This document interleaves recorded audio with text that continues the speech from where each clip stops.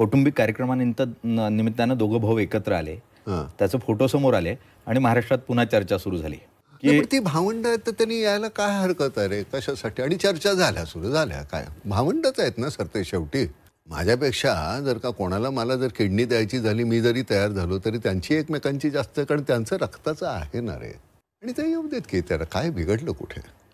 आणि अगदी आले एकत्र, झाले एकत्र. काय झालं? हे तर मी फार पूर्वी बोललो होतो ना की यावं त्यांनी, आणि येणार असेल तर छान आहे.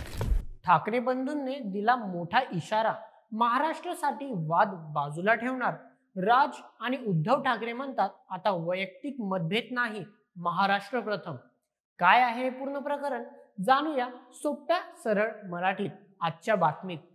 नमस्कार प्रेक्षकांनो, मी नील सोनार आणि आपण पाहत आहात बोलेमेच.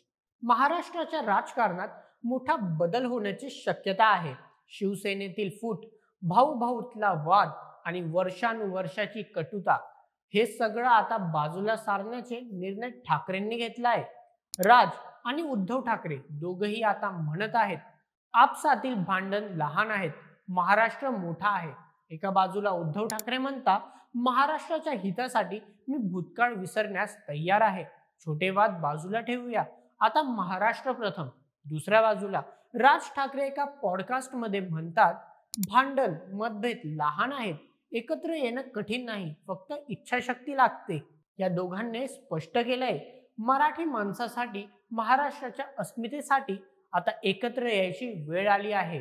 उद्धव ठाकरे पुढे म्हणाले माझ्या आणि राज याच्या मनात काही राग नाही, पण महाराष्ट्र विरोधकांना घरात घेऊ नका. राज ठाकरे म्हणतात जे लोक आपल्यात भांडण ठेवायला बघतात तेच महाराष्ट्राचे खरे शत्रू आहेत. जर हे दोघं एकत्र आले तर मराठी जनतेला एक शक्तिशाली आवाज मिळेल.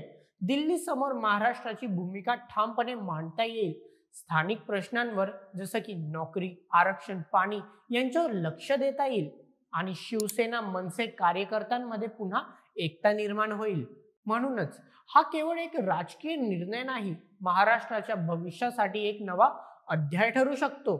तुम्हाला काय वाटतं? ठाकरे बंधू एकत्र आले तर महाराष्ट्राचे भवितव्य बदलले का? कमेंट्स मध्ये नक्की सांगा. आणि व्हिडिओ आवडला तर लाईक करा, शेअर करा आणि सबस्क्राईब करायला विसरू नका.